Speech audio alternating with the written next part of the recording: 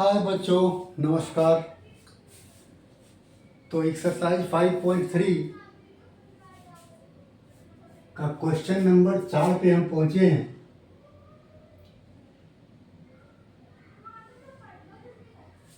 ज़्यादा समय बर्बाद नहीं करते हुए हम लोग अब डायरेक्ट क्वेश्चन पे आते हैं। तो फोर्थ क्वेश्चन है, how many terms of the AP 9, 17, 25 so on must be taken to give a sum of 636। Question आप लोग बुक में देखिए। क्वेश्चन लिखने में टाइम वेस्ट नहीं करना है। क्वेश्चन नंबर 4 है जिसमें एपी दिया हुआ है। आप लोग देख सकते हैं 9, 17, 25 so on। आगे क्या कहा कि how many terms of the AP, इस एपी के कितने टर्म्स लिया जाए जिसका कि सम करें तो 636 आए। इस एपी में के कितने टर्म्स को हम जोड़ेंगे तो 636 आना चाहिए। मीन्स सिंपल है कि आपको नंबर ऑफ टर्म्स निकालना है। कितने टर्म्स को हम प्लस करेंगे कि उसका सम कितना आना चाहिए, 636। दैट इज, अगर हम देखें तो इसमें एसएन आपका गिवन है 636 और एन की वैल्यू फाइंड आउट करनी है। अब यहां डायरेक्ट स्टार्ट करने से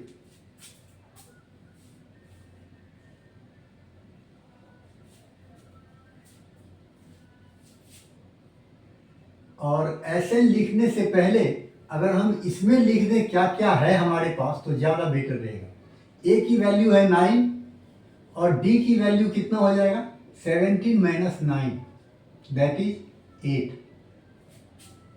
ये दोनों हम इस एपी से फाइंड आउट कर लेते हैं। और क्वेश्चन में दिया हुआ है, अगर हम ATQ अब लिखें तो कोई बुरा नहीं है। क्वेश्चन में दे रखा है कि एसएन जो है वो 636 है, ये गिवन है। तो एसएन को आप लोग जानते हैं कि n/2 a प्लस an होता है।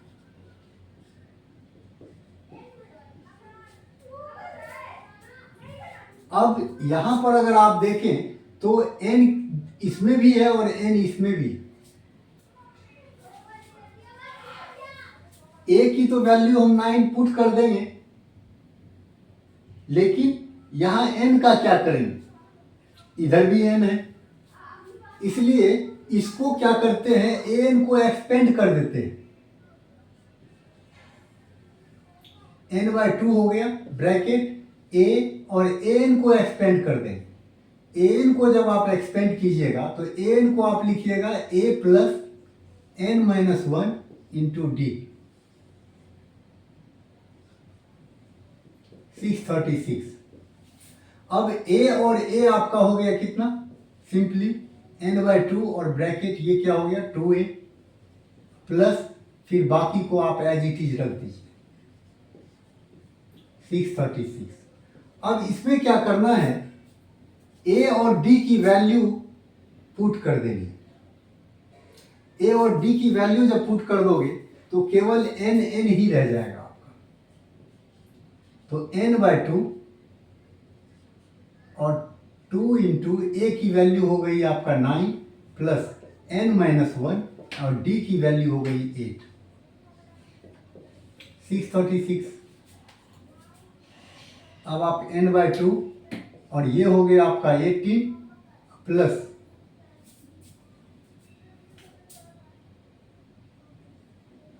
इसको चाहे तो आप ऐसे ही रख दीजिए या तो मल्टीप्लाई कर दीजिए, नंबर है तो कर दीजिए मल्टीप्लाई। 8n माइनस 8 हो जाएगा, ये ज़्यादा इजी हो जाएगा, नॉट 38, 36। अब ये 18 में से 8, अगर ये 18 प्लस का है और ये माइनस का है अब क्या करना है, ये हो गया 10 और ये फिर प्लस A10। 10 हमारा प्लस का होगा क्योंकि माइनस तो करेंगे, लेकिन बड़ा हमारा 18 है तो 18 का साइन लेगा। 636 आया। अब आप ऐसा कीजिए, सिंपली इस टर्म को इजी करने के लिए इस दोनों में से 2 कॉमन ले लीजिए। अब गौर कीजिएगा 2 हमारा कॉमन आ जाएगा, और 2 अगर कॉमन लेंगे तो कॉमन का मतलब आप जानते हैं डिवाइड होता है। 2 कॉमन लेने का मतलब हो गया कि 10 को 2 से डिवाइड कीजिए, ये 5 आएगा, प्लस A10 को 2 से डिवाइड कीजिए तो 2 से 4 जा 8 हो जाएगा, इसीलिए 4n होगा। अब कॉमन लेने से फायदा क्या हुआ आपको कि ये 2 और 2 कैंसिल हो गया और ये टर्म अब इजी हो गया आपको। अब यहाँ केवल n बचा है, n को 5 से मल्टीप्लाई करेंगे तो 5n होगा, प्लस n को 4n से मल्टीप्लाई करेंगे तो 4 और n into n, n square, ये हो गया 4n स्क्वायर इक्वल्स टू 636। अब क्या करना है, इसको एक ऑर्डर में लिख लेना है। ये पावर 2 वाला है, इसको पहले लिख लीजिए, फिर ये इसमें 2 पावर था, इसमें 1 पावर है, इसको ऐसे लिख दीजिए। ये सिंपली क्या होता है, जैसे 2 + 3 होता है और 3 + 2 होता है। अगर 2 + 3 को 3 + 2 लिख दें तो कोई फर्क नहीं पड़ता। इसी तरीके से अगर इसको पहले लिख दें, इसको बाद में लिखें तो कोई डिफरेंस नहीं आएगा। ये हो गया आपका, सॉरी, इसको इधर मूव करवा दीजिए, 636 माइनस की हो जाएगा, इधर 0। अब ये फिर पहले जो बताया था कि ये अगर ये एक इक्वेशन है और इस इक्वेशन का मैक्सिमम जो पावर है वेरिएबल का वो है 2। अगर किसी इक्वेशन का मैक्सिमम पावर वेरिएबल की 2 हो जाए तो वो इक्वेशन क्वाड्रेटिक इक्वेशन कहलाता है। अगर किसी इक्वेशन की डिग्री, इसी को डिग्री कहते हैं, वेरिएबल के पावर को हम क्या कहते हैं, डिग्री। अगर किसी इक्वेशन की डिग्री 2 हो जाए तो उसको क्वाड्रेटिक इक्वेशन कहते हैं, और ये क्वाड्रेटिक इक्वेशन बन गया। ये पहले भी आपको बताए थे कि क्वाड्रेटिक इक्वेशन को सॉल्व करने के 2 तरीके हैं, एक तो क्वाड्रेटिक फॉर्मूला यूज करते हैं और दूसरा मिडिल टर्म फैक्टर यूज करते हैं। तो क्वाड्रेटिक फॉर्मूला इसीलिए नहीं यूज करेंगे क्योंकि क्वाड्रेटिक इक्वेशन अभी तक हमने बताया नहीं है। हालांकि मिडिल टर्म भी अभी तक नहीं बताया है, लेकिन मिडिल टर्म अगर 1 बार 2 बार रिपीट करें आप लोगों को तो समझ में आ जाएगा, और अगर जरूरत पड़ी तो इसका भी आपको क्लास दिया जाएगा। फिलहाल फिर आपको रिपीट करते हैं जो पहले रिपीट किए थे।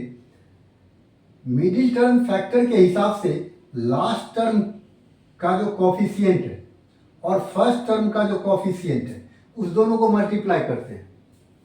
अगर 636 को 4 से मल्टीप्लाई कीजिएगा तो ये होगा, गौर कीजिए, 6 4 जा 24, कैरी 2, 3 4 जा 12, 2 14, 6 4 जा 24 और कैरी 1 13,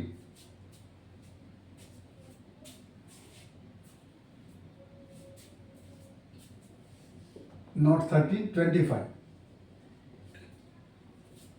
ये आ गया आपको इतना। अब क्या करते हैं, इस दोनों को मल्टीप्लाई करके इसका फैक्टर कीजिए। इसका फैक्टर करते हैं। जब आप इसको फैक्टर करेंगे तो सिंपली आप इसमें 2 से लगाइए। अब फैक्टर जब भी करते हैं तो प्राइम फैक्टर करते हैं, ये ध्यान रखना है। कंपोजिट नंबर हम इसमें यूज नहीं करते। 2 1 जा 2, फिर 2 2 जा 4, 2 7 जा 14 और 2 2 जा 4। अब फिर 2 से ये जाएगा तो 2 6 जा 12, 2 3 जा 6 और 1 12, 2 6 जा, क्लियर है। अब फिर अगर इसको 2 से करेंगे तो 2 3 जा 6, 2 1 जा 2, 2 8 जा 16। फिर 2 से ये जाएगा तो 2 1 जा 2, 2 5 जा 10, 2 9 जा 18। अब ये 3 से जाएगा 3 5 जा 15, 3 जा। अब आप गौर कीजिए, अब 53 का कोई फैक्टर प्राइम फैक्टर नहीं है, इसीलिए अब ये फिनिश हो गया। अब क्या हो गया आपका, गौर कीजिएगा, 2 multiply 2 multiply 2 multiply 2 multiply 3 multiply 53। अगर इस सब को आप मल्टीप्लाई करोगे तो आपका इतना आ जाएगा 2544। बट हमको मल्टीप्लाई अब नहीं करना है, अब क्या करना है, इसको दो पार्ट्स में डिवाइड करना है। और दो पार्ट्स में इस तरीके से डिवाइड करना है कि उसको या तो आप प्लस करो या माइनस करो, दोनों पार्ट को। तो आपको बीच वाला ये आ जाना चाहिए, 5 आना चाहिए। तो दो पार्ट्स में कैसे कर सकते हैं, तो या तो आप मान लो 2 को ले लो, बाकी सबको एक साथ ले लो, या फिर 1 को ले लो, बाकी सबको एक साथ रख दो, या फिर आप जो है इस सब को एक साथ ले लो, 53 को अलग ले लो। अब गौर कीजिए, अगर इस सब को एक साथ ले लें तो ये हो जाएगा 3 2 जा 6, 6 2 जा 12, 12 2 जा 24, 24 2 जा 48। गौर कीजिए 48 और दूसरा पार्ट है हमारा ये 53 जो अलग है। 48 और 53 दोनों को माइनस करेंगे तो 5 आ जाएगा, और अगर इसको मल्टीप्लाई कीजिएगा तो इतना आ जाएगा। इसीलिए इसका प्राइम फैक्टर करके फिर दो पार्ट्स में इस तरीके से इसको हम डिस्ट्रीब्यूट करते हैं कि दोनों पार्ट्स को प्लस या माइनस कुछ भी करने पर, दो में से कोई एक करने पर ये आ जाए। अगर माइनस करके नहीं आता तो कई बार प्लस करके आ जाता है। अगर आप इस सब को एक साथ लिए हैं, इसको छोड़ के बाकी आप इस सब को एक साथ ले लो और इस दोनों को एक साथ ले लो और प्लस माइनस करोगे तो नहीं आएगा, और दूसरा कोई ऑप्शन इसमें सेट नहीं करेगा। तो यहां पर थोड़ा सा ब्रेन लगाने की जरूरत है कि किस तरीके से हम ग्रुपिंग, दो ग्रुप में डिवाइड करें ताकि प्लस माइनस करके 5 आ जाए। चलिए अब आगे बढ़ते हैं।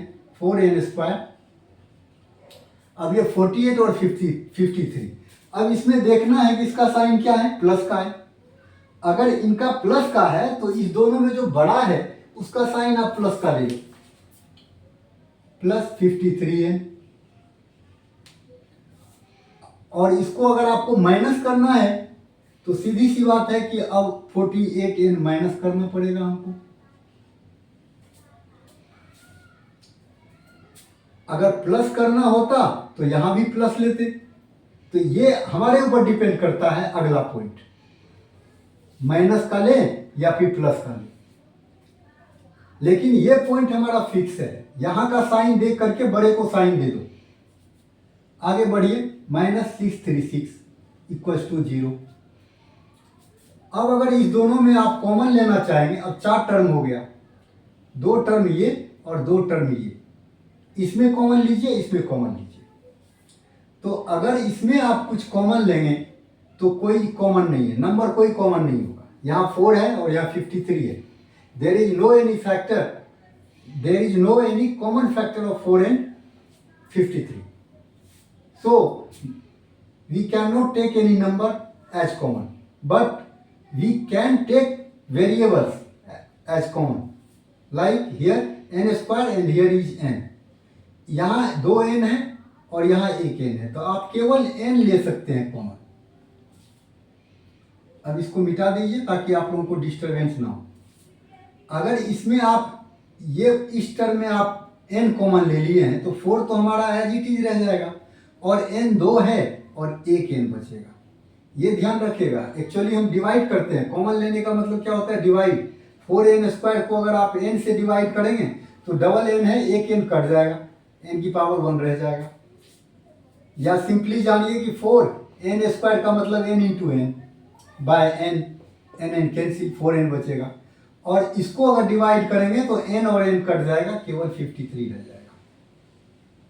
फिर माइनस, इसमें क्या करना है, कॉमन लेना है। क्या लेना है तो गौर कीजिए, अब जो यहां आया वही आना चाहिए यहां भी। यहाँ 48 है, अगर 12 कॉमन ले लें हम तो 4n आ जाएगा। 12 4 जा 48 होता है, 4n आ जाएगा माइनस। अब 12 से अगर इसको डिवाइड करोगे तो ये एग्जैक्टली 53 आएगा इक्वल्स टू 0। और माइनस ये नहीं होगा, एक्चुअली माइनस आपने बाहर कॉमन ले लिया है तो अंदर का साइन क्या होगा, चेंज होगा। अब ये दोनों सेम हुआ और सेम होना चाहिए। अगर सेम नहीं हो रहा है इसका मतलब है कि कहीं ना कहीं आप इधर या तो फैक्टराइजेशन में मिस्टेक किए या फिर ग्रुपिंग में मिस्टेक किए। मेरे ख्याल में क्लियर है आपका कॉन्सेप्ट। अगर हमको ब्रैकेट में सेम नहीं आ रहा है तो या तो हमारा ग्रुपिंग करने में, ये जो ग्रुपिंग किए इसमें कहीं मिस्टेक हो सकती है या फैक्टराइजेशन में मिस्टेक हो सकती है।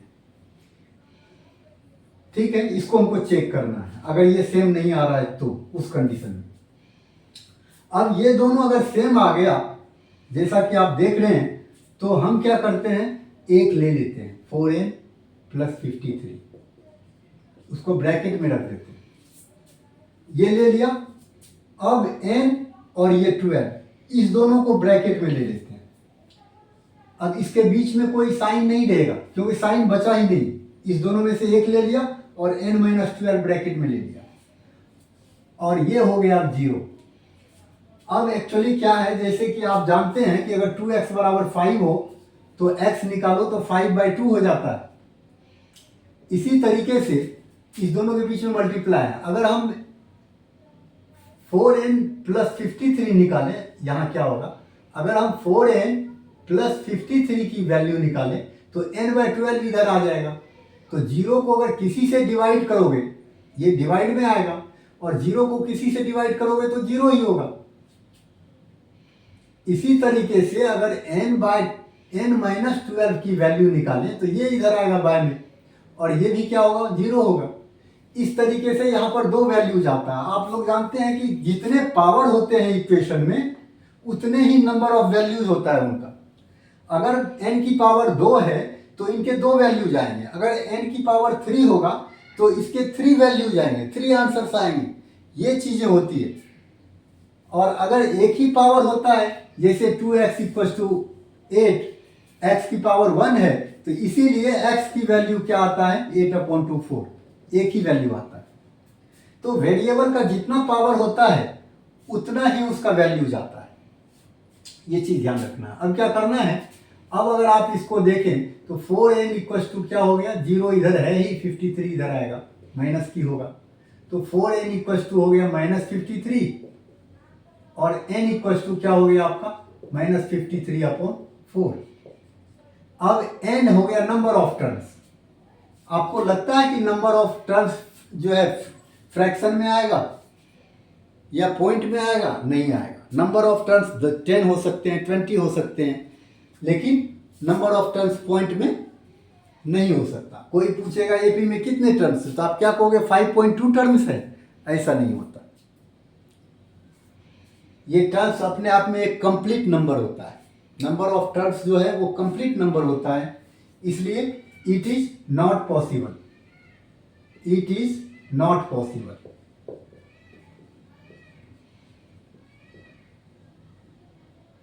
It is not possible. अगर आगे लिखना चाहें तो it is not possible that number of turns be a rational number, या फिर इतना ही छोड़ देते हैं, इससे ज्यादा बढ़ाने की जरूरत नहीं है।